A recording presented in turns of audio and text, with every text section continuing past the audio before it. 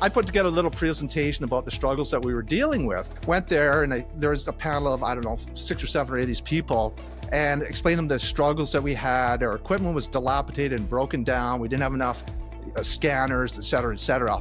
And I was thinking, oh, they're going to give me the answers. And then I give my little pitch and it's just blank faces, just completely blank faces. They had no answers, right? The idea that the government can centrally control the access to resources is preposterous. And anyways, I started to get it, that whole model, that government-run model, is a failure.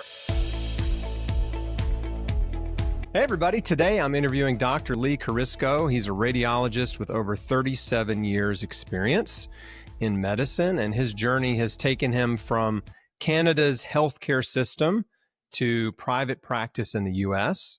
He served as a medical director of diagnostic imaging at Thunder Bay Regional Hospital and practiced in Minneapolis for 2 decades.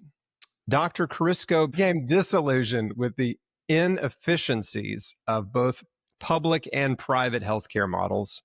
His first epiphany came from witnessing how policy, not funding, was crippling care. His second came in 2017 when he recognized that most of the chronic diseases he diagnosed were preventable and largely driven by diet and lifestyle. Now you know why I want to talk to Dr. Carrisco. Dr. Carrisco is a passionate advocate for a medical system that tackles the root causes of disease and empowers patients through prevention, nutrition, and lifestyle transformation. Those are, he's pushing my buttons. He shares this mission through Carrisco and Company, a health education platform that he co-founded with his wife, as well as his eye-opening book, Health Reform. And he has an upcoming documentary called Uninformed Consent, revealing the truth about the war on cancer. So I'm really excited to dig in. Dr. Carrisco, great to see you. Well, thanks for having me. Glad to be here. You know, you and I met on the Holistic Holiday at Sea cruise a couple of years ago, and we had lunch, and it was you and your wife and I had lunch together, and it was great. I'm just so glad to get to know you. And we had a very memorable conversation at lunch. And I'm going to be speaking on the Holistic Holiday at Sea cruise this fall in Alaska. So some of my audience might be there. We'll see. You'll see me if you go. So, Dr. Carrisco, I'd love to hear your story, first of all. I'd love for you to share it with my audience, like what you saw, not only in the Canadian healthcare system, the problems with that type of, I guess, more socialized medicine, but then the big revelations that you had that led you to hop off the conventional train, so to speak, and kind of chart your own medical path. Yeah, well, I mean, it's really quite a story. You know, I'm a conventionally trained physician, raised in Canada, and was always a big believer in the government healthcare system up there. I remember doing an externship once prior to medical school, trying to get some experience doing a pathology rotation and spending a day or so with a urologist. And he was saying that, how crazy he thought the Canadian healthcare system was. This externship was actually in the United States. He was saying how crazy he thought the Canadian healthcare system was being run by the government. And I just thought, this guy's crazy. I mean, of course the government should run healthcare. And so I went along on that for many years, got into med school, did a family medicine residency, practiced as a family medicine doctor for 3 years. And actually, one of the reasons I left family medicine was because I got somewhat frustrated with the fact that I didn't feel like I was actually making people better. I just felt like I was putting out fires. And I knew a little bit about nutrition. I didn't have a deep understanding of it, but very few of my patients fundamentally reformed their health. And I found that frustrating. There were some other aspects of family medicine that didn't quite suit me, but I ended up getting into the diagnostic side of things and did a residency in radiology.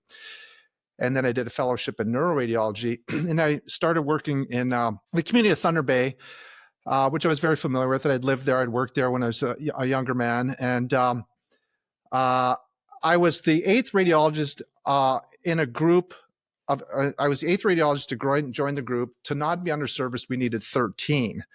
And so we were a little shorthanded. Due to some personality conflicts and whatnot, there was a serious meltdown. We ended up with only 3 radiologists. but and which was obviously a challenge. We were servicing an area geographically the size of France, with a population of about 150,000 people. We didn't have nearly enough manpower. And very rapidly, after completing my neuroradiology fellowship, I ended up as the medical director of diagnostic imaging for Thunder Bay Regional Hospital. And I was facing the realities of trying to deliver quality care. Well, it was quite a challenge. Our wait time for a CT scan was 7 months long. Our wait time for an MRI was 13 months long. And the list was actually continuously growing. The reason we contained it at 13 months is because I managed to successfully convince the administration of the hospital that we needed to expand the hours. I mean, a part of the problem in government healthcare, where there's less of a profit motive, it's more driven by budget. It's more about sort of staying within your budget rather than generating a profit, which can be used to, be plowed back to create more services. And you look at any other facet of the economy, which is based on more of a free market model, it's not a zero-sum game. The more prosperous you are, the more service you can deliver, prices drop, availability increases, and people tend to get what they need. And like I say, at the beginning of this, I was very much a believer in government healthcare. And very serendipitously, you could say that the hand of God was involved in this. But I had heard of a book called Atlas Shrugged by Ayn Rand many years before. And there was a famous bodybuilder named Mike Mentzer who advocated for Ayn Rand's philosophy and said, it's very important that people read The Fountainhead and Atlas Shrugged. And I read The Fountainhead. It had some impact on me, but I'd been years that I've been thinking I got to read this book, Atlas Shrugged. Well, I read Atlas Shrugged right at the time where I was medical director of diagnostic imaging. And the storyline is about, the world and the United States are moving more and more towards a socialist model. And the availability of goods and services just starts to collapse. And the main characters in the book were these various industrialists that were trying to bring their goods and services to market. And yet every which way they turned, the government was in their way. And I'm reading this book. It's a massive tome. And at first, I just wasn't kind of getting the message. It was like how the government has to be more involved and blah, blah. And I said, yeah, that's a good idea, blah, blah, blah. And then eventually I started to get it, that really the problem comes from the fact that the government is involved. And I saw remarkable parallels between these industrialists, not that I'm a great industrialist or anything, but myself trying to raise the quality of care and the availability of care for the people of Thunder Bay region. And we were desperately short of manpower, which was largely created by the government. There was a commission about 20 years previous to this looking at why healthcare costs were so expensive in Canada. And they came to the conclusion that they needed to create a rate limiting step, which was the number of doctors. And the solution was to reduce the number of doctors being trained. And they sort of overshot the mark, where to the point like now in Canada, 1 in 6 people do not have access to primary care. And primary care is the means by which you can access specialty care. And in some regions, it's even more desperate. Like at that time in Thunder Bay, I believe about 40% of the population had no access to primary care. They had a little card saying they had insurance, but they actually did not have access to care, except when there was a crisis and they went to the emergency department. And so I started to make connections in my head that, healthcare is just another bunch of goods and services that should be allowed to flourish with the sort of uncontrolled, spontaneous efforts of a free market.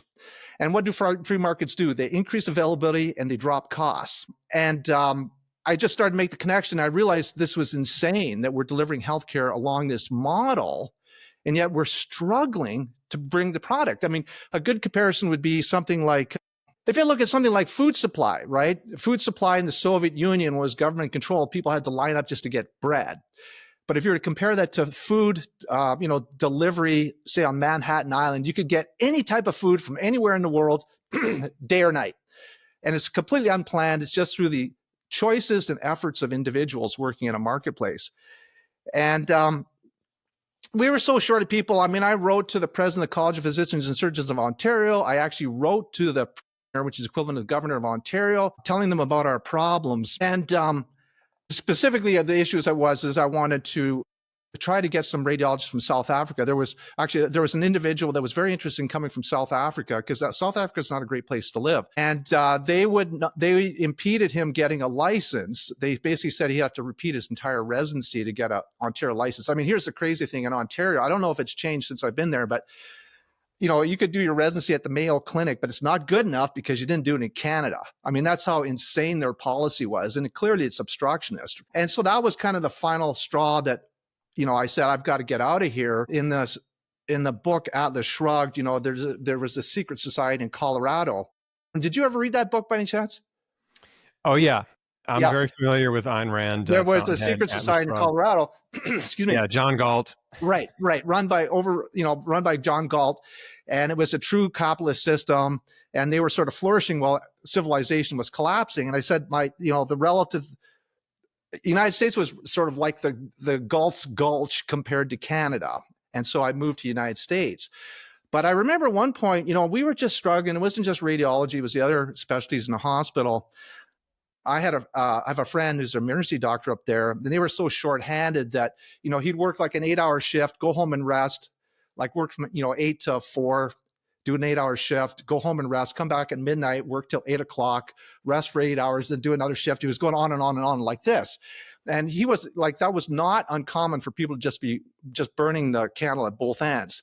And here's the tyranny of the government. Then he got investigated by the government for overbilling. This was a big scandal because there was actually a couple of suicides over this. People felt so humiliated to be investigated in this way for work that they genuinely did. But so we had before I sort of totally awoke from my socialist trance, me and the other leaders in the hospital said, well, maybe if we could just get an audience with the Ministry of Health and just tell them about our problems, and, they'll come to Risco. They'll figure it out, like how we get all these resources.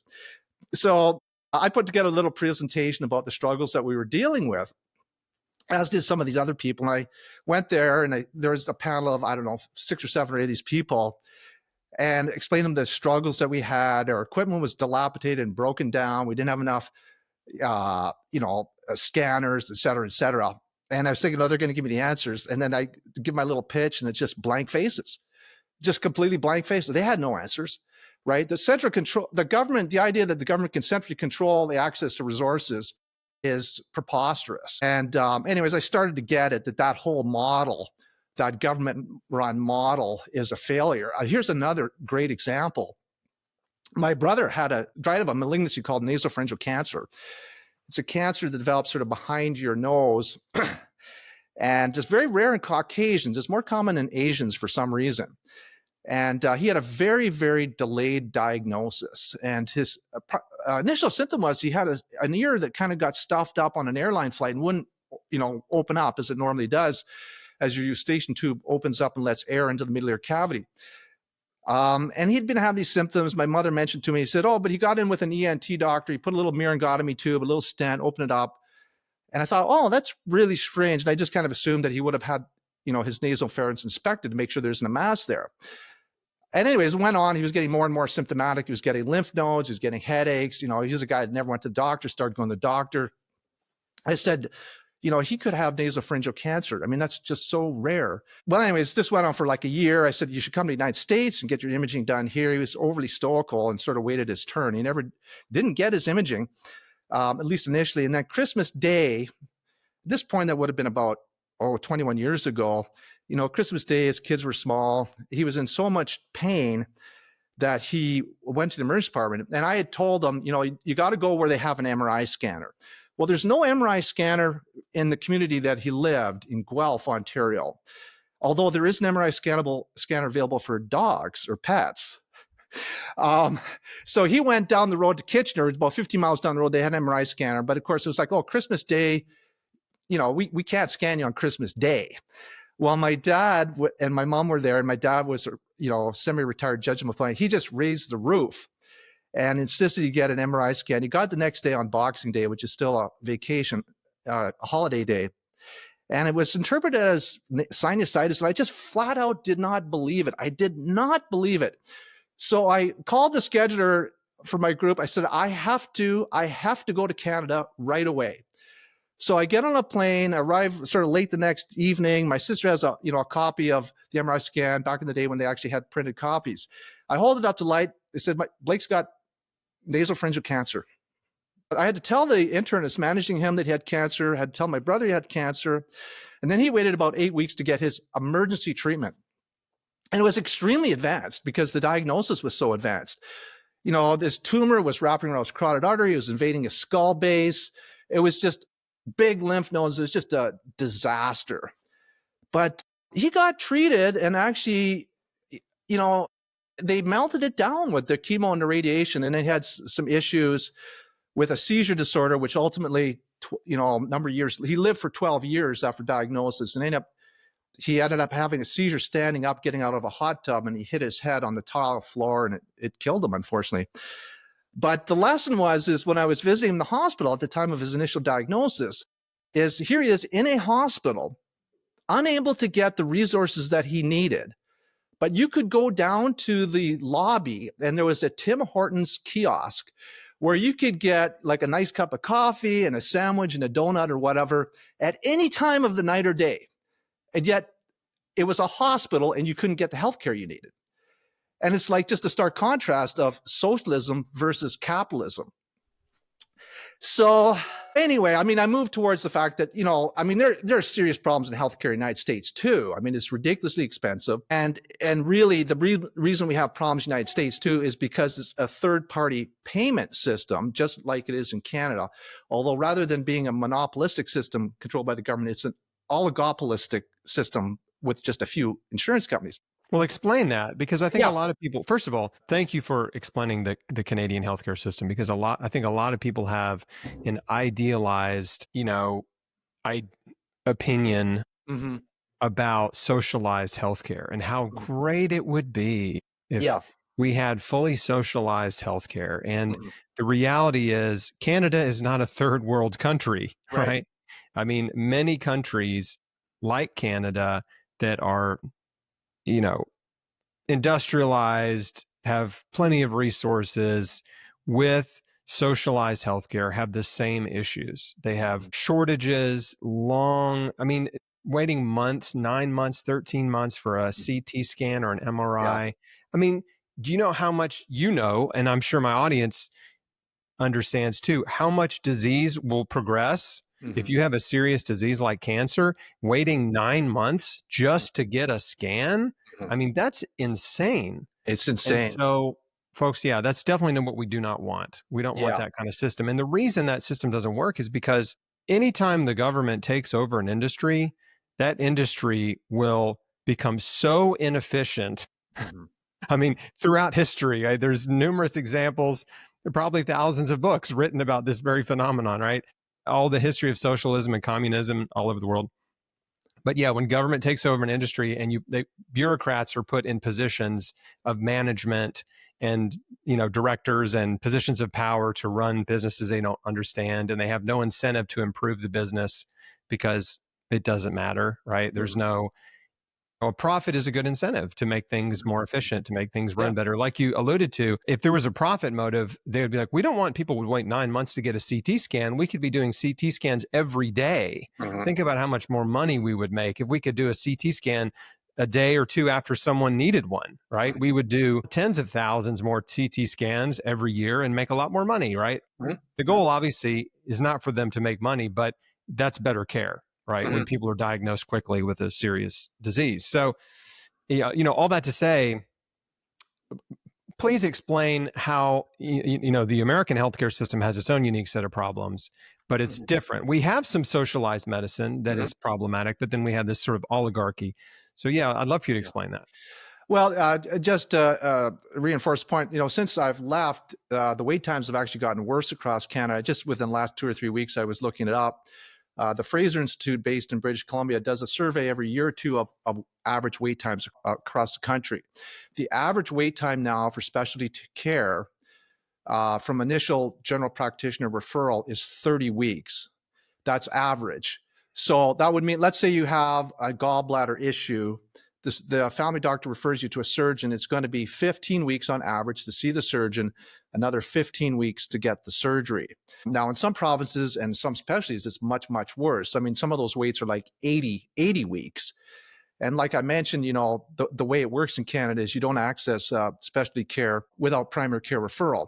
And 1/6 of the population has no primary care doctor right now. So the situation has gotten worse. Now, in the United States, the mistake that people make is saying that the Canadian system and the American system, one is socialist and the other is capitalist. Well, even the United States system is not truly capitalist because it's not like a direct transaction of, you've got something to sell me and there's something I want to buy, and we find a price where you're willing to part with the good and I'm willing to part with my money, and there's a meeting point and we have a mutually beneficial transaction.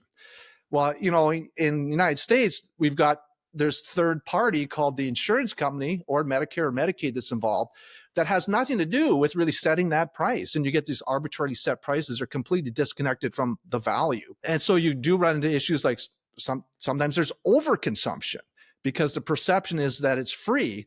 It's not free because you had to pay taxes and or insurance premiums. And then, of course, the insurance companies want to maximize their profits. And then so they start becoming obstructionists as to what they want to pay for. And so there's this big, huge disconnect where a true capitalist system doesn't work. It's just not. And of course, I'm obviously against the current system, the way it's structured. So then what is the alternative? Well, there's, three basic categories of reform that I think would make a huge difference. One would be, let's get the insurance companies out of the runny nose business. Routine, mundane care should be direct cash transactions. And then insurance should really just be involved for when there's like a catastrophic event. I have house insurance not to cover my floor wax. It's like when my roof gets seriously damaged and there's like $30,000 of damage or whatever from a hailstorm. But with the model applied to healthcare is like everything's covered, like even if it's just a hangnail, which is preposterous. I've read of projections that, $500 billion to $1 trillion a year could be saved in the United States if we just got insurance companies out of the running nose business. The other thing would be true insurance. The purpose of insurance is to compensate for large unexpected financial losses, just like it is for car insurance or homeowners insurance. And the other thing would be to have a more robust charity system, which, the idea is the United States is that, Medicaid is involved rather than people just providing the charity. I have some acquaintances that run a true charity clinic in New Jersey, Zarapath Health Center. She was a internist and he was a family doctor. They're a married couple. And they found that the compensation from Medicaid really didn't cover their costs. They were sort of going, broke working through the government system. But they wanted to provide care. So they worked with the local church and opened up a clinic in the church basement. Doctors would volunteer their time for free. People in the community would volunteer to do reception work and whatnot. Nurses would volunteer their time. The church, volunteered the space. They'd get sampler drugs from, drug companies and so on. Well, first of all, and these statistics are out of date, but it was roughly $1,500 for a person to be seen in the emergency department, paid through Medicaid. Through a federally qualified health clinic, it would be about $650. Through their clinic, it was on average $13 for each visit, and people did not actually pay. It was covered through private donations. So it was like incredibly efficient. And could you imagine if we had a healthcare system where, rather than having this monstrous bureaucracy to provide care, you gave tax deductions or tax credits or whatever. I mean, it would be a novel way to do it, but I think it would be a better way to do it. And then it becomes a completely non-coercive system. So those are sort of the three pillars: cash pay whenever possible, catastrophic insurance, and charity. And if we ever did embrace a system like that, it would be radically different and probably much, much cheaper. I love that. I love that. I know you were talking about is like major medical, essentially, just getting major medical insurance instead of full coverage for every little thing. That would be cheaper if you paid out of pocket. I know some doctors don't even accept insurance anymore. They're just cash pay only because they're like, they have to have employees to deal with all the insurance billing just to collect the money from the, and so it actually costs them a lot of money just to take insurance. And then when they sort of total it up at the end of the day, it's like they're not necessarily making more money, Hmm. right? Hmm. Because yeah, so and they're having to see a lot more patients to make the same amount of money, which Right. isn't good either. Yeah. And they can provide better quality care, seeing less patients and just having the patients pay cash and pay a fair rate. I know Hmm. some of the things that are happening in the U.S. that are encouraging is, with RFK Jr. being, Secretary of Health and Human Services, and the team that he's put together to sort of oversee, the FDA and the Surgeon General and all this kind of stuff that's in the midst of a massive overhaul. One is reducing prescription drug prices. Estimate that, I heard this press conference with Trump and RFK, and I think it was Dr. Marty McCary, or it may have been Jay Bhattacharya. I can't remember. One of them was in on it, but they were talking about, lowering prescription drug prices 50 to 90% Hmm. just by making European countries and other countries pay more, Hmm. because the Americans have been getting ripped off. Most of these drugs are developed in the US by US companies, not all, Right. but a lot of them. And then other countries basically say, well, we're not going to pay whatever price you're insisting on. This is how much we'll pay. So the drug companies say, well, we'll just overcharge Americans then Hmm. and make our money back that way. So they've now set their sights on sort of eliminating that, which is sort of a tariff in a way, if you think about it. Hmm. It's like a reverse tariff that hurts the U.S. So that's encouraging. Not that I'm a big advocate for prescription drug use, Right. as we'll Right. probably get into. Most of them do not cure disease, but there are people that are on some prescription drugs. They need them. They're helpful, and maybe they'll never get off them. They'll never change their diet or their lifestyle. And for them, slashing their drug costs is a good thing. Hmm.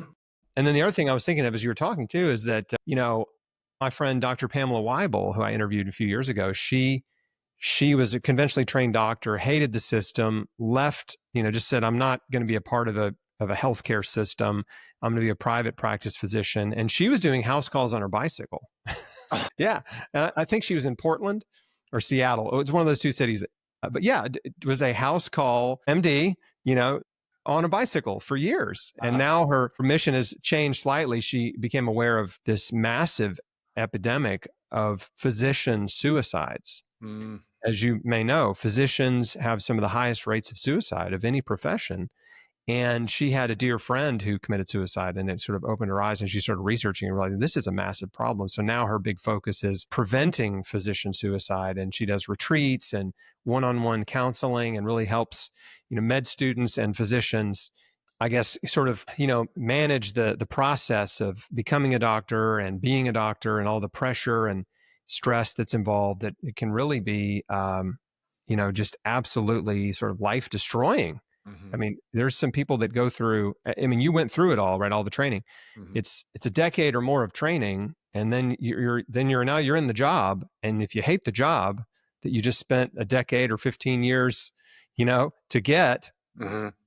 that's a real sort of personal crisis Hmm. moment, Yeah. like, what do I do? I'm committed my whole life to do this job that is just sucking the life out of me. So Yeah.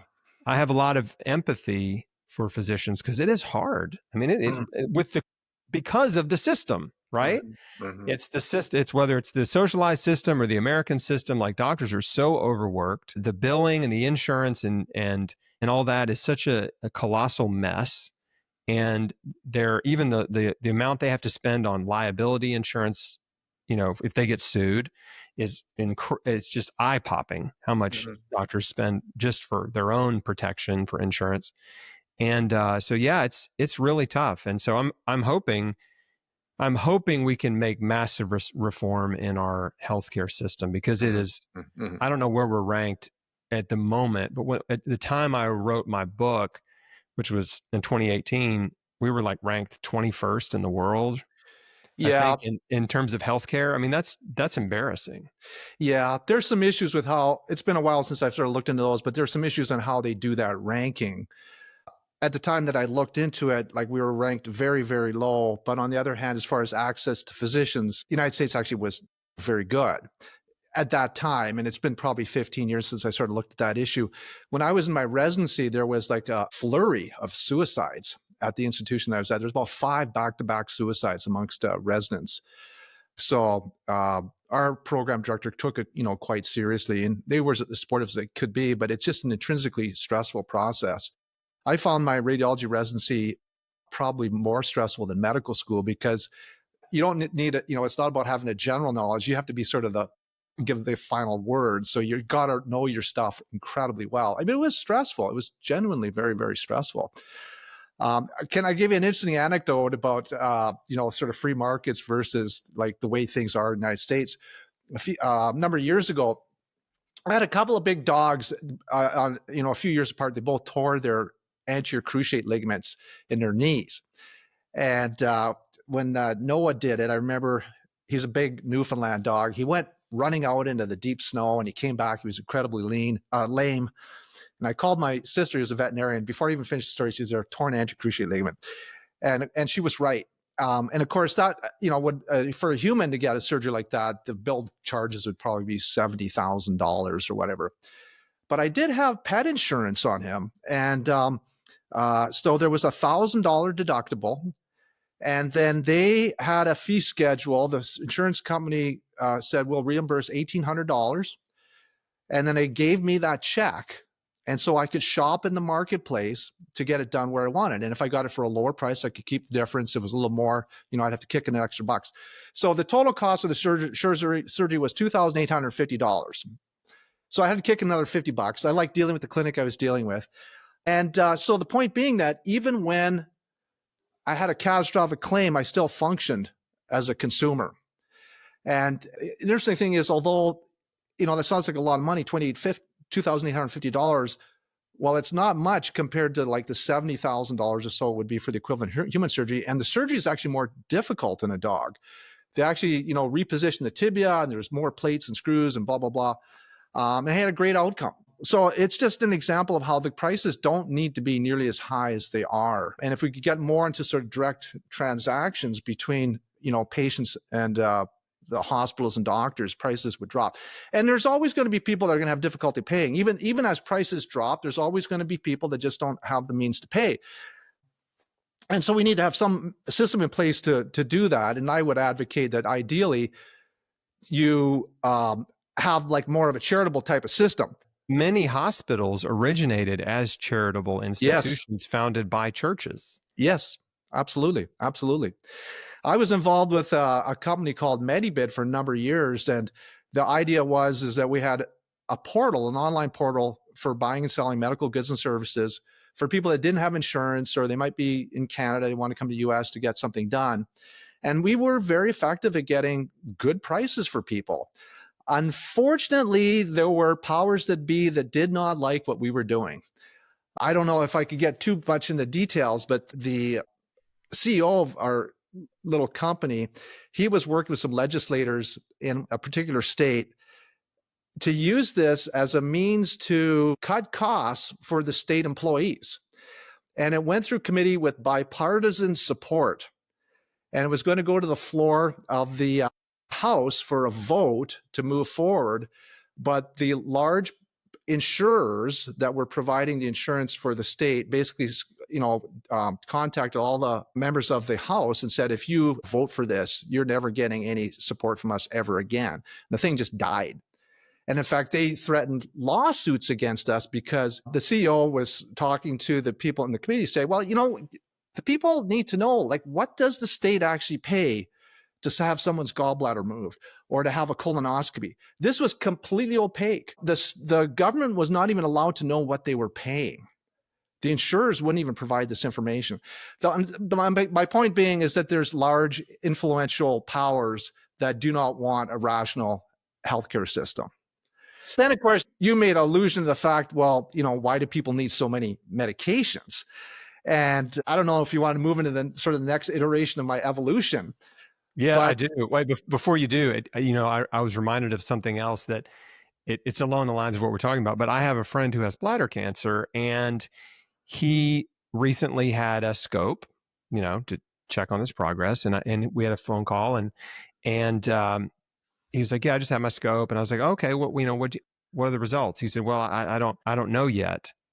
when do you find out? 3 weeks. I'm like, 3 weeks? Yeah. They're making you wait 3 weeks? I Yeah. mean, you were talking about waiting 6 months and 9 months, but to me, 3 weeks is absolutely like unacceptable to No, wait it's, to yeah. find out the results of your scope when you have cancer, to find out, is it Yeah. worse? Is it better? I mean, that's like an agonizing 3 weeks right Yeah. there. Shortly after I left Thunder Bay and moved to the United States, my dad was having an issue with his knee. And he was actually had an expanding mass on his knee. And I still had some influence with the woman scheduling the MRI scans. And so she got him in within like 3 weeks to get the MRI scan, which by Canadian standards is pretty good. Well, he got his scan. It was in May. He gets off the table and the MRI text there, doctor will have the report in September. So, and my suspicion was just a benign meniscal cyst. So anyways, he sent me the disc and I looked at it, confirmed it was just this benign thing. But anyways, it just shows the inefficiencies of government. Insane. But, yeah, those things can be absolutely, yeah. So I worked for, decades in the healthcare system, and I was driving to work one morning. This would have been 2017.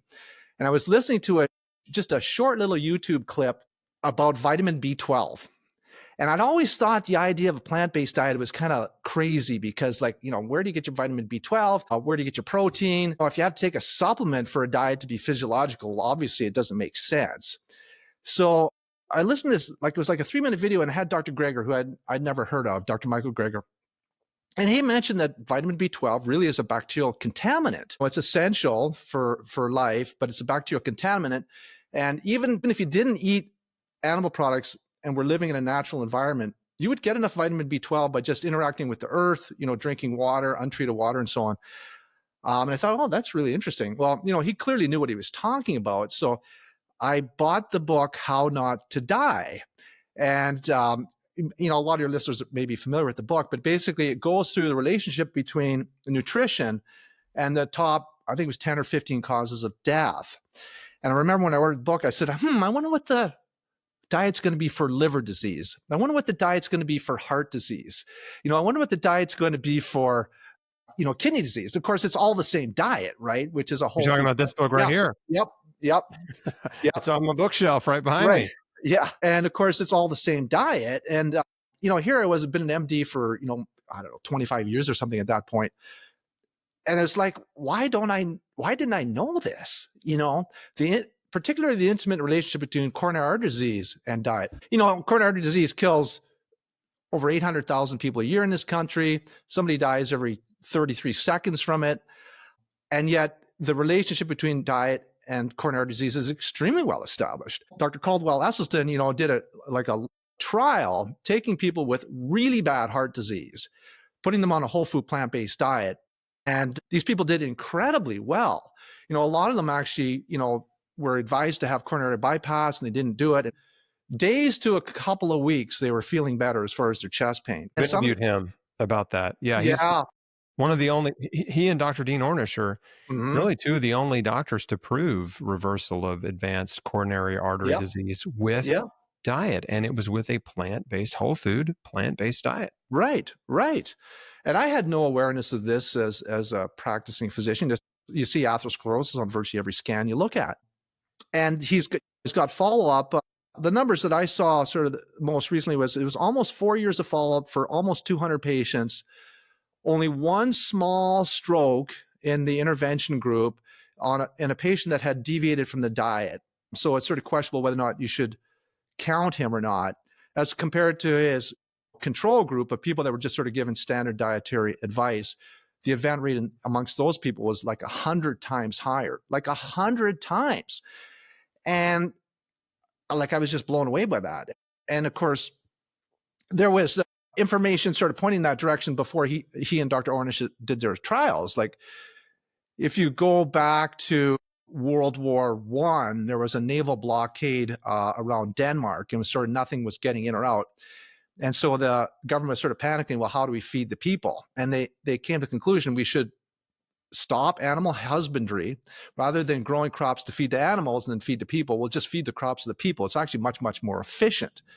And the death rate dropped 34% to the lowest that had ever been recorded. And it stayed down for 3 years. Well, people are living with wartime stress. And then when the blockade was lifted, they went back to eating animals, the death rate came right back up.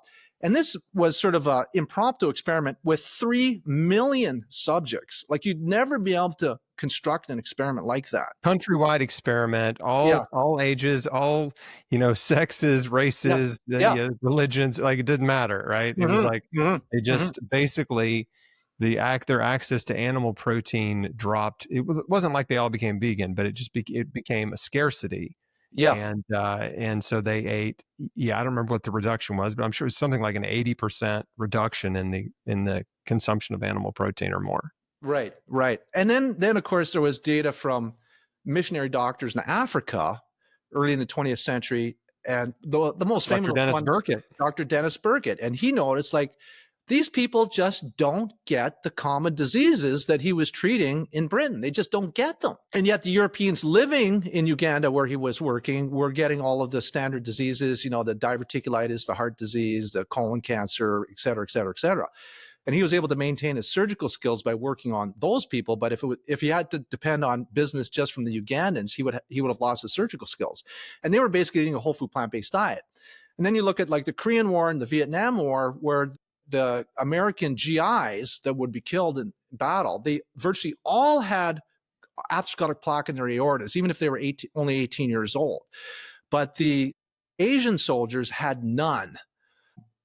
And then there was Dr. Lester Morrison. I think he's around the 1940s. He was aware of research done by a scientist in Russia. Anichkov was his last name. He was doing experiments on rabbits, feeding them a high-fat diets, and their vessels would just plug up right away. Of course, rabbits are obligate herbivores, so it's very physiological. He started wondering, well, is the same thing true in human beings? And so he was taking people that were within a few weeks of having their first myocardial infarction and putting them on a low-fat diet. It wasn't a vegan diet per se. And his event rate in his experimental group was much, much lower. And then we get into the research by Dr. Ornish and Dr. Esselstyn. And then you have things like, you look at, the Okinawans, traditional Okinawans eating a whole food plant-based diet with just trivial amounts of animal protein. These people are living to be like 110 years old, even though only 6% of their calories were coming from animal protein or protein in general. And it was just like a minuscule amount of animal protein that they were consuming. These people were robustly healthy. And of course, the dialogue on the internet is always, well, you can't get enough protein. Yeah. And, there's the evidence has been confirmed over and over and over with studies on populations and intervention studies over the last 100 years or more. I mean, there's so much evidence at how beneficial a plant-based diet is for reducing or reducing your risk of a heart attack or stroke to near zero, reducing your risk of cancer and diabetes and so many chronic Western diseases. But yet, people love meat. They love steak. They love animal protein, and they love to be told, eat more. They love it when a doctor says, eat steak. No, don't just eat steak. Only eat steak. Right. Yeah. I know, it's insane. Well, you do have these super extreme diets, the carnivore diet, where they eat like nothing but meat. And a lot of these people actually claim to have health improvements, but it's misleading though, because really what they've done, it's not about the magic of the meat. It's the magic of eliminating all that other junk, right? So a huge percentage of American calories come from this ultra processed food, and you get rid of that, it's very conceivable that you would feel better in the short term. But in the long term, the data does not support that. I mean, you're screwing up your intestinal microbiome. The worst thing you can do for your intestinal microbiome is to eat meat and to not eat plants. So you're setting yourself up for a host of diseases. And now it's very interesting, like the original concept of fiber it was just sort of a broom to clean out your bowels, but we now realize that it has implications throughout your whole body. Dietary fiber is basically digested by the bacteria in your gut, and it produces these short-chain fatty acids that get into your circulation. The most important one is probably butyric acid and our butyrate. And it's thought to actually be protective against Alzheimer's disease. It strengthens the blood-brain barrier and has, probably has a beneficial effect protecting against Alzheimer's disease. So unfortunately, if you look at the plant-based channels on YouTube versus the meat-based channels, I mean, the meat-based channels are selling a very palatable message that people like to hear, but it's not really what's going to give the best long-term health, unfortunately. Yeah, and it's very deceptive because there's a lot of good-looking people, men and women who are young, who work out and lift weights and, are muscular, and they're espousing this diet. And so, the average person looks at it and go, wow, I want to look like him, or I want to look like her. Yeah, I should eat this way. But the truth, which is so important, it's sort of the elephant in the room of this dietary claim, health claim, is that there are no studies, no evidence of any population groups of people anywhere in the world that eat this way and have long lifespans. Right. They like to give the example of the Maasai in Africa and the Inuit in the Arctic as examples of people that are healthy eating a meat-based diet, but neglect to mention that both of those groups have an average life expectancy only in the low 40s. Right. And there was an autopsy series done on the Maasai, and they had tons of atherosclerosis. And I used to think that carbs were sort of the enemy myself, and I ate an extremely meat-heavy diet. And I'll tell you, I was big and buff. Somewhere on my computer, I got a picture like I was really, really big and buff, and I've always liked lifting weights and stuff. Well, my cholesterol was 330, and I was pre-diabetic. It felt fine, felt totally fine. And I was, I knew I had this high cholesterol. I was really reluctant to take a statin because my father had a condition called inclusion body myositis, which may have resulted from taking statins. He developed like profound progressive muscle weakness, which ultimately killed him a number of years ago. It might have been initiated by taking the statins. So I just didn't want to take it. So I did what, the logical thing is I just kind of denied it. But then when I started going, you were a cholesterol denier. Right. As we call them. Yeah. There's a lot of them right now. I know. But then I read Dr. Greger's book, and it, led down this rabbit hole, including reading Dr. Esselstyn's book. And I thought, well, I got to give this a try.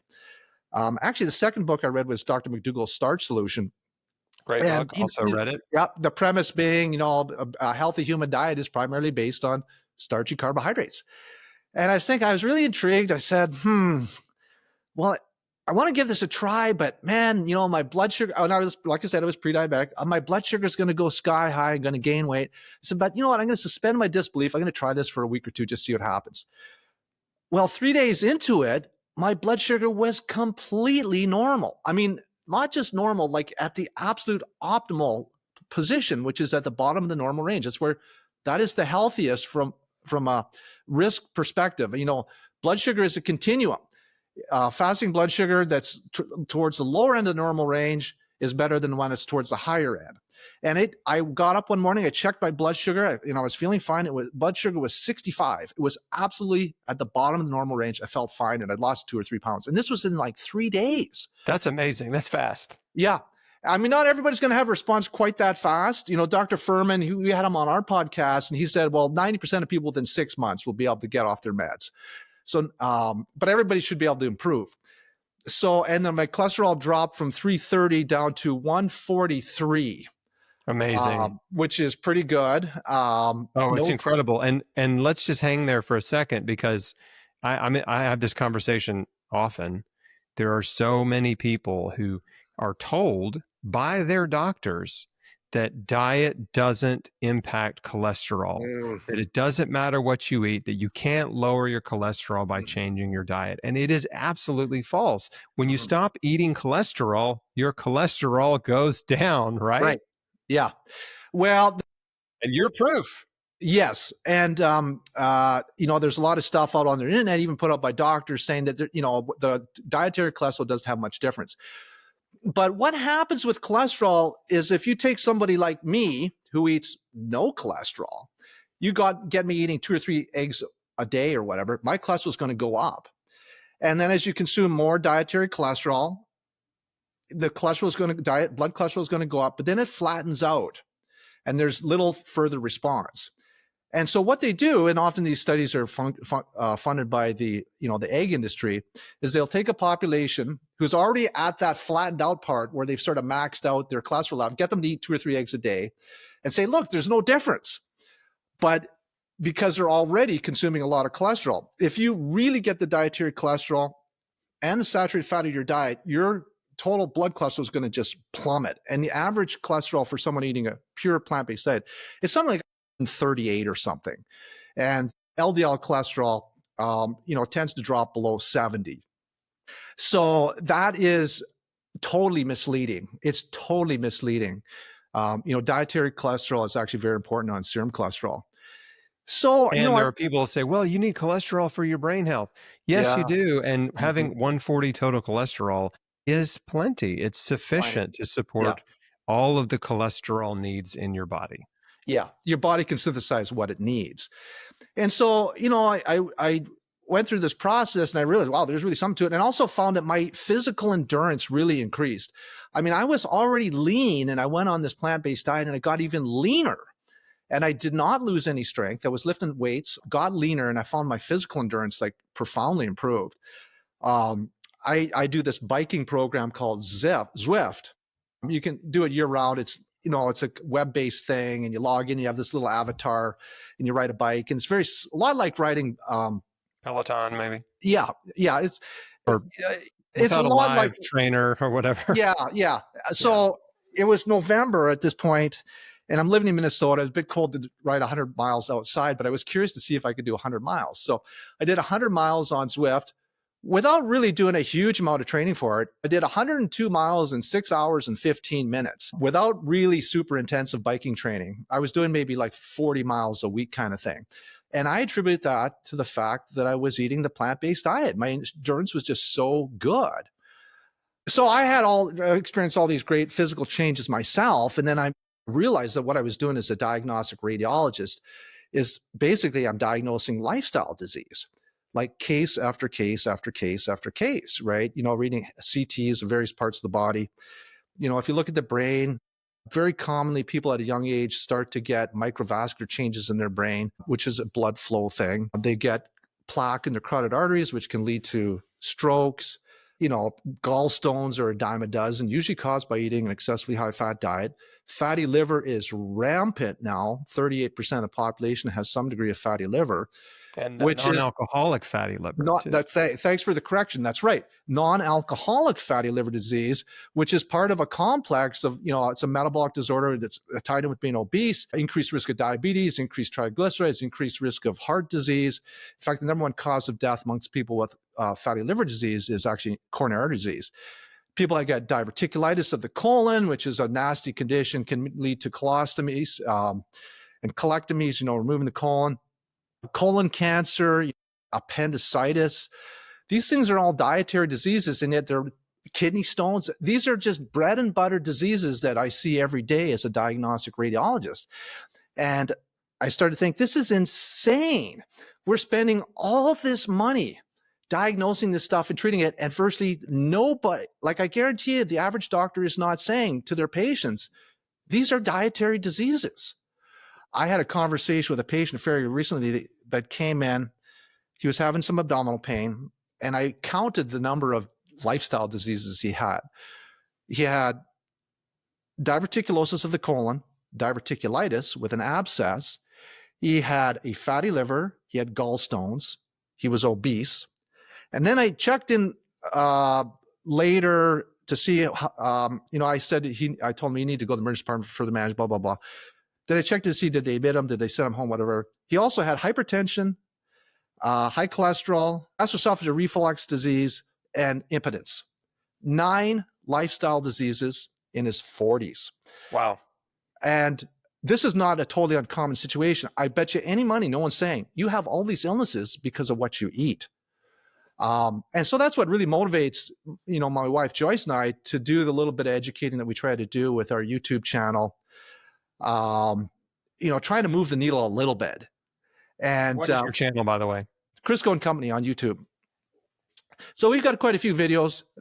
We've actually interviewed you, as you know, trying to educate people. We're developing a corporate wellness program along plant-based lines. We're also working on a documentary about cancer with the same people that made the movies Disease Reversal Hope and Eating You Alive. So we're hoping to have that out by the end of the year.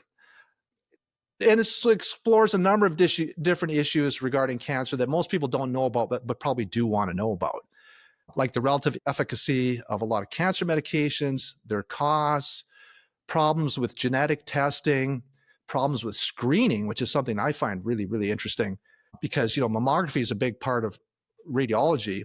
Unfortunately, it's not that effective at preventing breast cancer deaths. Just sort of ballpark figures, you've got to screen about 1,500 women a year, every year for 10 years to prevent one breast cancer death. Meanwhile, a lot of women are getting called back for extra views, they're getting surgeries, etc. And the numbers may be between 2 and 10 women being treated for cancers that were never going to kill them to prevent those one deaths. And you might say, well, is it worth it? But you got to remember that chemotherapy, surgery, and radiation have their own intrinsic mortality. And like, this really pains me to say this, but if you superimpose the survival curves of women that get screened for mammography upon women that don't, they're identical. The problem is that by screening women, we're probably actually killing some at the same time. But how often does your doctor tell you that there's actually intrinsic risks to being screened? They'll never tell you that. It's just overdiagnosis, overtreatment, and then there was the side effects of overtreatment, which can be debilitating, and radiation to the chest wall causes heart damage. Yep. Yeah. I mean, that's the tip of the iceberg. Yeah. So the title of the movie is Uninformed Consent, revealing truth about the war on cancer. So we're hoping to have that out by the end of the year. So we got a lot of different things going on. Trying to move the needle a little bit, as far as pushing people towards healthier lifestyles. I love it. I'm so glad you're doing what you're doing. Every time I meet a physician who has courageously, jumped off the conventional train, right? It's a fast moving train, right? And you jump off, it's not a soft landing. Well, I still work as a diagnostic radiologist. I still do that job. Well, I understand, but you know what I'm saying? Your mentality and the way you communicate with patients and your, is taboo. Mm-hmm. Right. Mm-hmm. Yeah. It's not, although, right, things are changing. Mm-hmm. We're seeing more and more physicians sort of waking up, kind of breaking out of the old sort of system, the blinders, right, that are sort of put on in med school, and realizing that, diet and lifestyle makes a huge difference in people's health. Like, we can actually help people more if we show them how to change their life and hopefully encourage them to do it. I think there's sort of a malaise maybe in medicine where doctors think, they're not going to change. So what's the point in telling them they're not going to quit smoking, so that kind of thing, it's wrong. I mean, it's not true. Some people won't, but some people will. Some people will listen to their doctor. Some people will stop smoking if their doctor says, hey, the cigarettes are killing you. Like, stop smoking. You've got to stop smoking if you want to live. You've got to lose weight. If you want to turn your health around, you can do it, right? You just need to get the weight off. You need to change your diet. Like, do you like being sick? Do you like having all these health problems? If you don't like it, I have good news for you. Right? You can reverse all or most of them if you're willing to change. I mean, that's such an empowering message, and patients aren't hearing it. Yeah, no, I totally agree. And actually, the change thing is an interesting topic, and I know that you've put thought into this. But often when you'll talk to people, say, you have fill in the blank, whatever disease, diabetes, or you're overweight, or you have heart disease. Well, there's really good evidence that you can reverse these things with your diet. And our experience is most people, they just kind of get this deer in the headlights look, and they don't bite at the offer. But of course, when you do embrace responsibility for your own health, though, it changes things because you're no longer like a victim. Like, once you realize this, that you can make a difference in your health, you're no longer just a victim. You're volunteering for it if you don't embrace, positive change. And then, of course, the experience that you had when, you declined to get the chemo and the people are sort of looking at you askance, why aren't you doing this? You're taking a chance to do the whole food thing. Well, likewise, when it comes to a common disease like diabetes, which is whether you're talking about pre-diabetes or already diabetes affects half the adult population now. The easy thing is just take the pills. And they don't really work that well. I mean, the disease still progresses just a little slower. It's a lot easier to do that than to do radical changes to your whole diet. And the mistake people make is, this will be a terrible hardship. But as time goes on, you just start to like it more and more. It's not a hardship at all. Like for us, it's just the way we eat. When we're put in a circumstance where we don't have an option of eating a really healthy food, we feel like we're being deprived of our healthy food. Yeah. Which tastes better to us. It's true. The biggest hurdle, right, is just getting started. Yes. Right? That's the hardest part for folks to overcome is like, what am I going to eat? You mean I have to give up all my favorite food?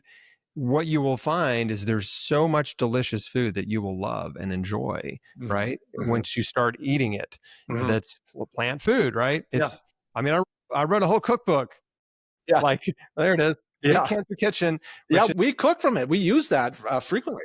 Amazing. Yeah. And it's like, every recipe is so delicious. Like, I'm not just saying that to sell cookbooks. I mean, they're really delicious. We wouldn't have put them in there if we didn't love them. And that's just one of, it's funny, when I first was diagnosed in December 2003, and then January 2004 was my big sort of epiphany, changing my life and reading and researching and learning all this stuff. And there really there were hardly any plant-based cookbooks or vegan recipe books. And they were really sketchy. They didn't have color photos. It's just like, there was only a handful out there. Just like the selection was, pretty thin. And now, gosh, there's so many. Probably thousands of plant-based cookbooks out there. So I just want to be encouraging to folks listening. Like, you really can do it. It's not hard. You just have to decide, okay, I'm going to do this, and I got to figure out what to eat, but I am going to figure out what to eat. Right. And if you just break it down simply, it's like, okay, what am I going to eat for breakfast? You find some healthy plant-based breakfast options. We're creatures of habit. You only need a couple options, right? Lunch, same thing, a couple healthy plant-based lunch options, veggie bowl, giant salad, whatever. And then dinner, same thing. It's like, we don't need a million different recipes, right? You just need a handful to get going. And it really is pretty easy to do. Yeah, it really is. And one thing I tell people is, when you look at most diets, whether it be sort of a calorie restricted diet or carb restricted diet, the longer you do it, the harder it gets. When it comes to a plant-based diet, the longer you do it, the easier it gets. It's a great point. You learn the recipes you like. And the other thing is your taste buds become much more refined. I remember sort of early in this process, I made the switch, and I came home from work one day. I was really hungry, and there was just some cold steamed broccoli sitting on the counter. There was nothing on it at all. And I just kind of wolfed it down. It was like, oh my God, I never knew broccoli tasted so good.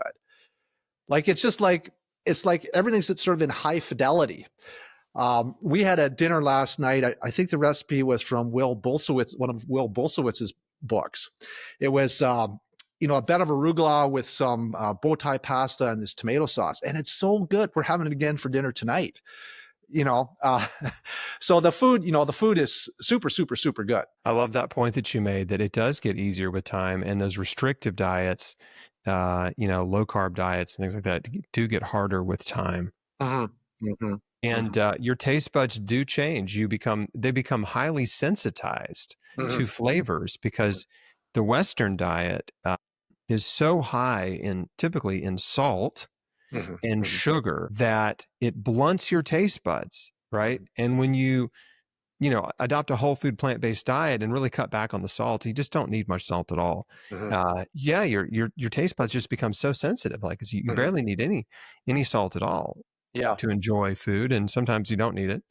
Yeah, and so that's very common, and we see that pretty much everyone in our community that adopts this type of eating has that same experience. And it doesn't take long. A week or two, and your taste buds are adapting. Yeah, the dietary thing is huge in your physical health, but I mean it's huge, but it's also important people address other things too. Get adequate physical activity, deal with stress, get restorative sleep, foster good relationships with people, avoid risky substances. These things are all really important as well. So it's not What just, about crack cocaine? I would avoid it. Okay. All right. I I would wasn't avoid sure. I it. was kind of on the Yeah. fence. Yeah. Yeah. Is it risky? Too risky? Yeah. No, I would probably avoid that one. This is why I think you're terrific. I'm so glad we did this interview because, you know, the message, the holistic message of health, which is what you're eating, exercising your body, fresh air and sunshine, healthy relationships, good sleep, everything you just said, like it all works together. Hmm. It's all synergistic. It all works together to help you. And once you realize like, oh, all these things are helping me, then you can also see the flip side of it, which is like not getting enough sleep. That's hurting me, right? Hmm. Alcohol and tobacco and drug use. Yeah, that's hurting me. Hmm. Hmm. Not getting any sunshine, staying Right. indoors all the time. That's Yeah. hurting me. Eating Right. junk food all the time and processed food and fast food and restaurant food. Yeah, that's probably hurting me. And so it's like it all can add up for the positive when you make the changes, or it can all add up and work against you, which is what's happening with most people. Yeah. The other thing that's really important is have a sense of purpose in your life. Something that really makes you want to get up and get involved in your day. I mean, that's crucial as well. That's one thing is that we feel very driven and purpose driven with the work that we're trying to do. And I mean, even if we only help a few people, I think it still feels really good to work with people, and they start feeling better. And I think probably it is true that majority of people are going to reject this message, but those few that do can make just radical changes. I mean, people are looking for a silver bullet. Well, this kind of is the silver bullet. It is a silver bullet, but it's not a magic pill. Right. Yeah. Right? Yeah. Yeah. It's a silver bullet, but it's not a magic pill. In other words, you have to do the work. There's Yeah. effort involved, and you have to be willing to change your life. And Mhm. and it's not just a pill that'll fix every ill, Mhm. but Mhm. you'll be better off for it if you're willing to change. And those are the people we serve. And it's like it's so great when you put stuff out there, when you keep sharing this encouraging message and a hopeful message that you're not a victim, as Mhm. you said. You're not a victim of disease. And I'll just make a blanket statement that pretty much the entire medical system, or a big chunk of it, thrives on victimhood. Right? Mhm. Mhm. Victimhood is what propagates the Mhm. medical system. And I'm not talking about emergency medicine, but I'm Yeah. talking about this chronic disease care Mhm. system is propagated by and sustained by the victimhood attitude, which is Mhm. like, oh, your health problems are not your fault, Right. right? They're not your fault. And so you don't need to change anything about your life. And if you did, it wouldn't matter anyway. You just need to take this pill or these pills, right? Mhm. Multiple prescriptions. And, that way you can get out of bed and Mhm. function and go to work and pay your taxes. I think that's a big big part of the problem is, the mainstream medical profession, even though there's like tons of evidence to support what you and I are advocating, by being completely mute on the topic, when somebody like you or me or whatever says, hey, you really need to eat a whole food plant-based diet and you can make radical changes, you can probably cure your diabetes and your blood pressure, blah blah blah. Because they've never heard it from the mainstream medical system, they completely doubt it because they put so much faith in the mainstream medical system. So it really undermines our message. And I think the truth is, most doctors they don't know themselves. You could argue that it's not an accident, it's by design that it's not part of the mainstream curriculum because it interferes with profits. I know that's being very Yes. conspiratorial, but you got to wonder. It's not conspiratorial. It's conspiratorial at all. Right? Yeah. It's just basic logic, right? There's no money in nutrition. There's no money in exercise, Mhm. right? Money is in pharmaceuticals and medical procedures. And Mhm. so that's where they focus. That's their focus, right? Yeah. They're not going to focus on teaching things that don't produce profits down the road. It's Mhm. like, if it's a conspiracy, it's just a conspiracy of greed, right? It's Yeah. just, we have a system that makes us a lot of money treating sick people. There's no incentive for us to really help people prevent disease. The incentive is for disease to continue, right? Mhm. For Mhm. lifetime customers, multiple office visits, lifetime prescription drug customers. multiple hospital visits. Like every person is worth X amount of dollars, hundreds of thousands, if not maybe even millions of dollars in medical revenue over a lifetime. Right. And so, yeah, it's like, that's the tail of the tape. Yeah. Yeah. But there is another way. The way I like to when I have a conversation with someone, this maybe it's just a casual conversation, and it's not someone that already has come to understand what we've been talking about. But if they come to me and they, I've got this issue, high blood pressure, high cholesterol, and I start talking to them about a plant-based diet, the way I like to frame it is like, say, look, why don't you I know it sounds crazy. I know your doctor's probably going to say this isn't going to help you or whatever, but why don't you treat it as a personal experiment, right? Why don't you just do a personal experiment for 30 days, whole food, plant-based diet, right? Tons of fruits and vegetables, whole grains, nuts and seeds, herbs and spices, right? Whole plant foods, as much as you want, like no restriction, just focus on eating whole plant foods for 30 days and get your blood checked again. See what happens. Yeah. And I think a lot of people are receptive to that. Like, okay, I could do this for 30 days as a personal experiment. And I think some people trust me enough, to do it. I know they would trust you. You have a medical degree, you're a doctor, like they would trust you more than me. And so that's my strategy. It's encouraging and there's a little bit of a challenge. And it's like, look, you don't have to believe me at all, right? I could talk your ear off and probably be pretty convincing, but you don't have to believe me. But why don't you just try an experiment on yourself and see what happens? It's been interesting because there's a little bit of a divide or a wedge in the Make America Healthy movement, which is they seem to be bent against vegetarianism or a plant-based diet as they perceive, let's say conservatives perceive that as a liberal, idea, right? That's for those wacko liberal green hair people, right? And we're conservative Americans and we like beef or whatever. I'm a very conservative American and a plant-based guy, right? So I don't fit that mold. So I'm constantly trying to bridge that gap, and I know you are as well. So I'm glad to hear that for sure, because that's a big part of the healthy. Obviously, getting away from processed food is step one, right? I mean, that's a great step. Get away from processed food and just eat whole foods. If that includes animal protein, that's a great step. But there's another step up from there, which is like, really drastically limiting the animal protein, eating a lot less or none. And, it's hard to convince someone, but when they do it and see the results, then they've convinced themselves. Yeah. And so. Well, we're quite conservative in our views as well, too. And it's sort of an anomaly we're entirely vegan.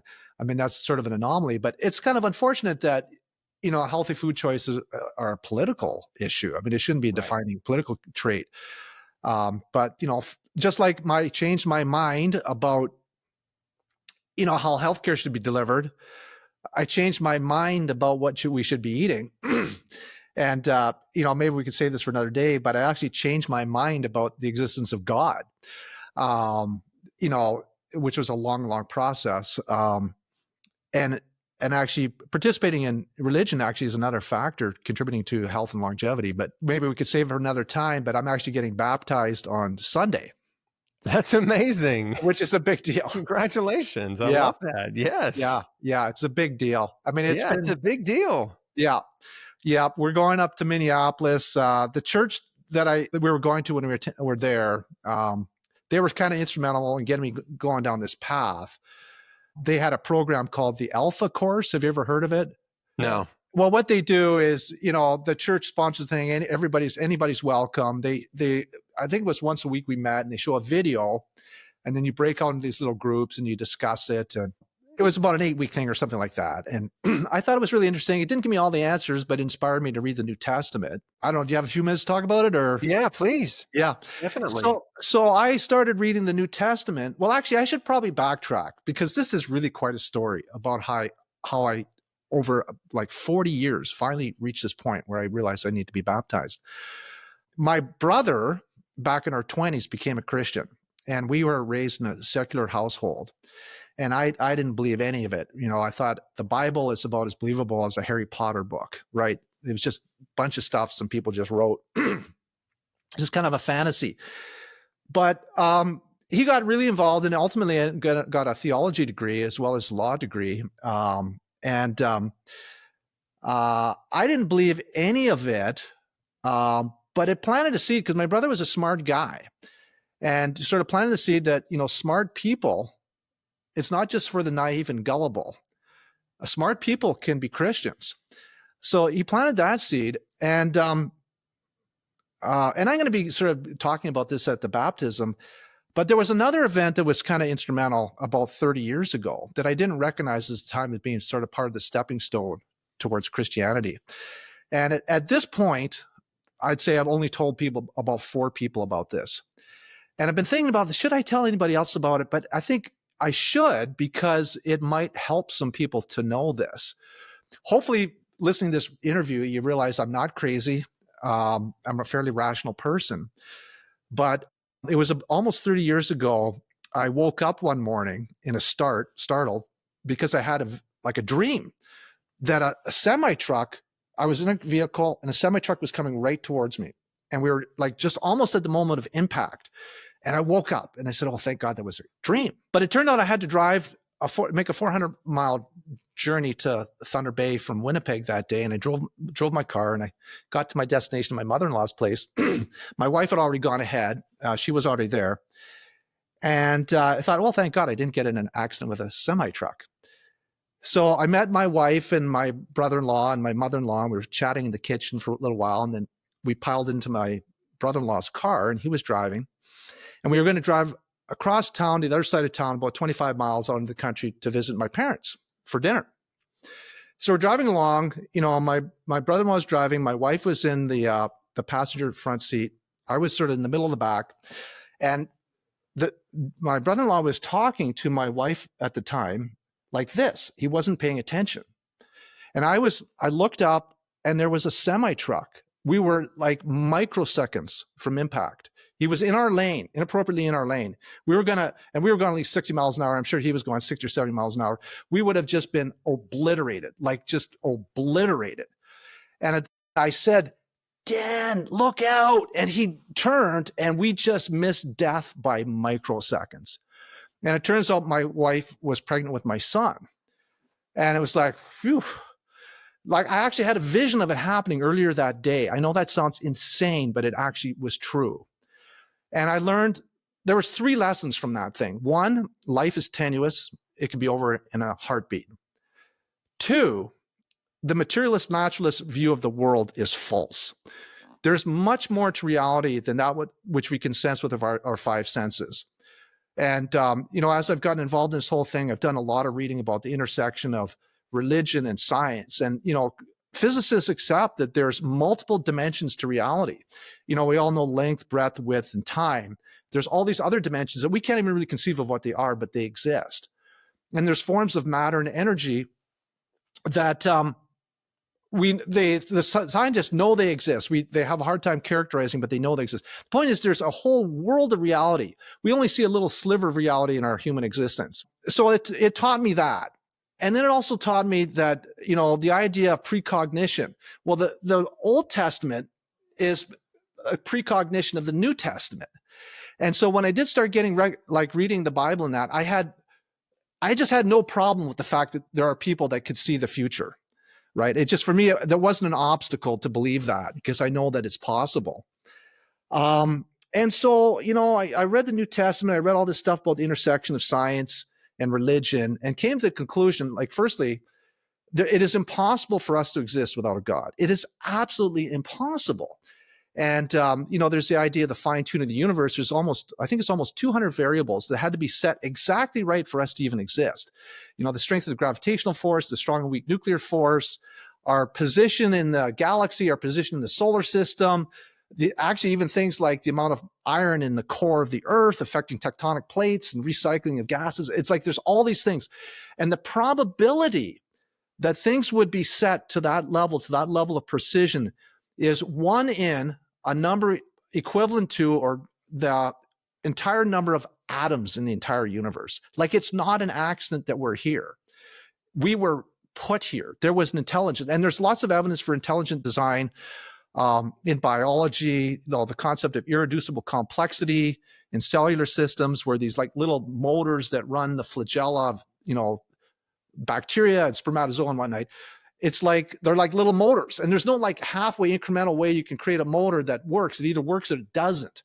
So there had to be intelligence, and there's intelligence in the genetic code, et cetera, et cetera, et cetera. I just came to the conclusion that God is absolutely real. There's just no way around it. And then the other issue, of course, is, did Jesus Christ actually come to the earth, and was he who he said he was? And was he crucified? Did he die? Was he resurrected? And all that sort of thing.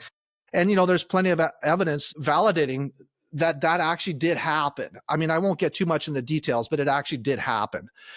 And I was at this loggerheads where I had, over a course of probably about 3 years, reading all this stuff. And I was just at this loggerheads. It's like, I was talking to my wife, I get it. There's a God. I get it. Like, if you were to sort of try this in court as to whether or not Jesus Christ actually lived, that he was actually dead, that he actually rose from the tomb, et cetera, et cetera, et cetera, that in a court of law, it would actually be accepted as true. But there's just part of me, I just find it so fantastic. Like, is it really possible in the grandeur of the universe that God would actually send his son to earth to be our savior? I mean, to me, it just didn't seem possible. So my wife said, well, why don't you pray on it? And I should just backtrack a little bit in the story. Is this really, before I met my current wife, I'd been living alone for a long time, and just spontaneously one morning, I wasn't going to church or anything, just spontaneously, just on spur moment, before I started working out. It was cold and dark in my gym, it was just a little makeshift gym in my garage, and it was November in Minnesota. It was like 5:30 in the morning. I just said, God, I've been really, really lonely. Please send me someone that I'm truly compatible with, and just kind of accepts me as who I am. Well, of course, God already knew about this prayer because he works outside of space and time. And just a few days later, I get this text from my now wife. Dr. Chrisbeatcancer, I'm going to be in town. Do you want to get together for some dinner? And I said, yeah, sure. And I had actually spoken to her about 3 times on the phone since the previous August. She had called me one day because she was interested in healthcare policy, and she was one of the few people that actually read my book. And she wanted to interview me because she was doing a podcast on health policy with a friend of hers. So I said, yeah, sure, I'll be on your podcast. And then, months went by, and we had a few conversations, like, when are we going to actually do this?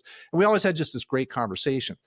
And then we finally met, and we just got along so great, and we got married within months, and it's been great. And so it's like, wow, God really answered my prayer. And turned out we went out, we had dinner, and it turned out like I was off for the next week, which I think God probably orchestrated. So she was living like 5 states away, and she texted me after, oh, thanks for, dinner, blah, blah, blah. And we started texting. Then we just started talking on the phone. Next thing you know, like, I'm off for a week, and we're talking on the phone constantly.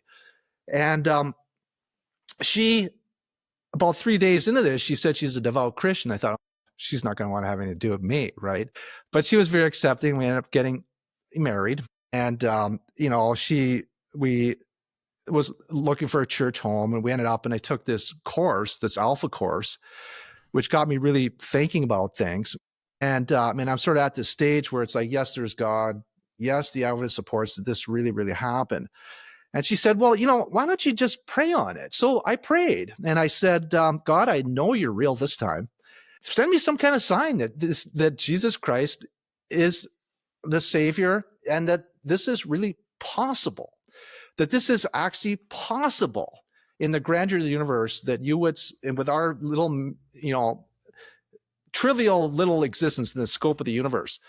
And so we were, a few days later, we were driving up to the cabin in Canada. We're driving along the north shore of Lake Michigan. And it was a sunny day, but up ahead, there was these cumulus clouds. And like clear as day, I saw written in the clouds, Abba, A-B-B-A. And I said, that's really weird. I haven't thought about that rock group from the 80s a decade, That's you know? right. This would have crossed my mind. Hallelujah. So anyways, we get to the cabin in Canada. It's like a, 100 miles, hundreds of miles of driving, got to cross the border, get groceries, get set up, blah, blah, blah. So I was really tired. So I'm going to have a nap. So, I often read before I go to sleep. So I picked up this very Bible. It's New Testament, given to me by the church in Minneapolis. I open it to page 65, read down a few lines, and it says, Abba, Father, everything is possible for you. And I just about I couldn't believe it, right? Like Abba is not a common everyday word. So clearly, God had orchestrated this. And so I sort of got through my disbelief. So, here I am. I'm going to get baptized on Sunday. Man, that's incredible. I agree with everything you said. I think when I look at science, when I look at biology, when I look at the universe, nature, I see the hand of God in all of it. I mean, the infinite complexity of a human cell, of how a tree functions, right? I mean, just how plants function, how insects function, how cats and dogs function. Like when I look at the infinite order, this incredible order and complexity, yeah, to me, it's so easy to believe in a creator. It's so easy. And yeah, I just see the hallmarks and the fingerprints of God in everything. And I love your story because, there's such a simple and beautiful lesson in there. And it's, Jesus said it's ask and you will receive, seek and you'll find, knock and the door will be opened. I mean, you asked for a wife, you got one. You asked for a sign, you got one, right? It's like, it really is not that complicated. Like if you just sincerely reach out and ask God for help, ask for answers, ask for help, ask for support, like ask for what you need.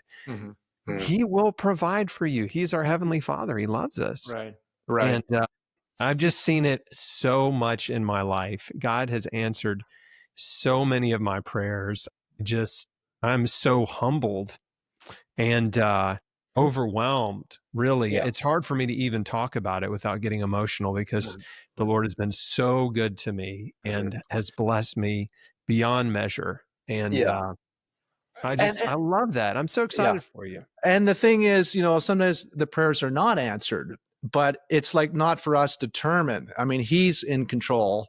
Yeah. He knows what's going to be best in the long run. That's right. And just to sort of have some peace that, when things aren't working out for you, that, ultimately everything's going to be okay because the world that we live in right now is just a little sliver of our total existence. And there's great comfort in that.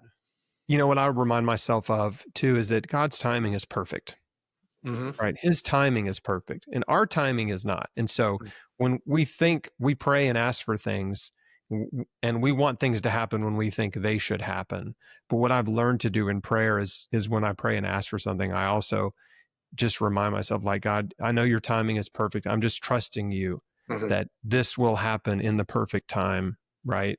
Or not happen. And if it doesn't happen, I know you have something better for me. Right. Or you have a plan and a purpose that's better than my plan, my idea. Right. And so I have peace I've been in, a lot of difficult situations in my life. And cancer was the first difficult situation, right? 21 years ago that I'd ever had. But since then I've had lots of difficulties and problems and all kinds of stuff like anybody. And, but yeah, through those, I know I can confidently say that Romans 8:28 is true, that God works all things for the good of those who love him, who are called according to his purpose.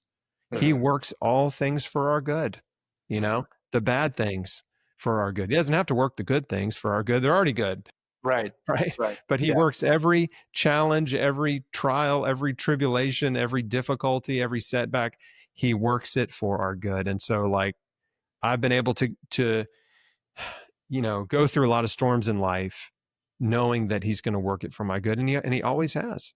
Yeah. And that gives you a lot of peace. I mean, there's been an issue that, Joyce and I have been dealing with that's, life altering, particularly for me. I mean, I won't get into the details, but going to definitely probably have a negative effect on my life for the rest of my life. But there's some peace that comes from, this is just one challenge in the scope of eternity. and that ultimately everything will be okay. And, it's hard for me to see right now, but, maybe some good will come from it, and just sort of sit with that, you know? I think it's important just to believe that good will come from it, Yeah. right? Even though you don't understand what the good is yet. Yeah. It's like, you know what? Something good's coming out of this. That's where I'm putting my faith. And I'm not going to worry. I'm not going to stress. I'm just going to trust you, right? Hmm. Trust you, Lord, to work it out. Hmm. Hmm. Yeah, for sure. For sure. So, I mean, I've never, like I say, probably less than 5 people have known about that vision that I had. It was something, like I hardly told anybody about it because it just seemed so far-fetched. And I thought about, like, should I be talking about this at the baptism? I said, yes, I should, absolutely, because it may help some people, bolster their confidence in the existence of God, and that there's just so much more to the world than we perceive. So much more. Well, Dr. Lee Carrisco, this has been an absolute pleasure. I love your mission. I love your story.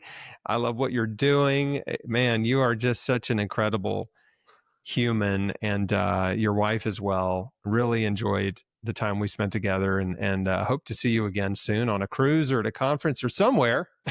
I am sure our paths are going to cross again. I have no doubt about that. Yeah. And we'll make sure, when your documentary comes out, please keep me posted on that. We'll make Okay. sure and help get the word out about that, where people can watch it and all that too. So before we sign off, how can people connect with you? Well, you can go to chriscoandco.com, or go to our YouTube channel and just type in Crisco and Company. And I think at this point, we probably got about 130 videos out.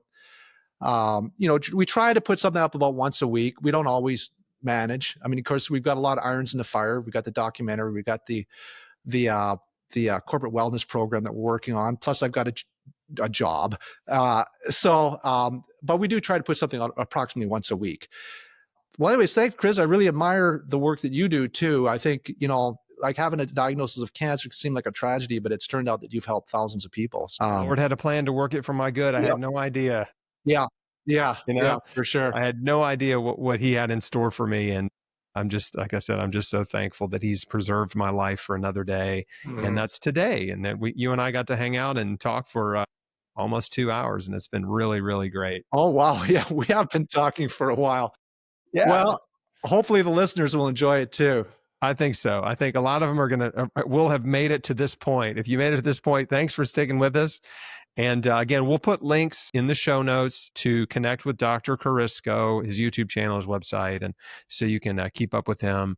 And thanks for watching. Thanks for listening, everybody. Please share this video with people you care about and help us encourage more people, reach more people with the message of hope that you're not a victim, that your choices really do affect your life, and that you have the power to change your life for the better if you're just willing to change what you eat, how you take care of yourself, your relationships, even reaching out and getting right with God. You have so much power to improve your life and your health. So that's what we're here to do. Help us reach more people, spread the word. Thanks, Chris.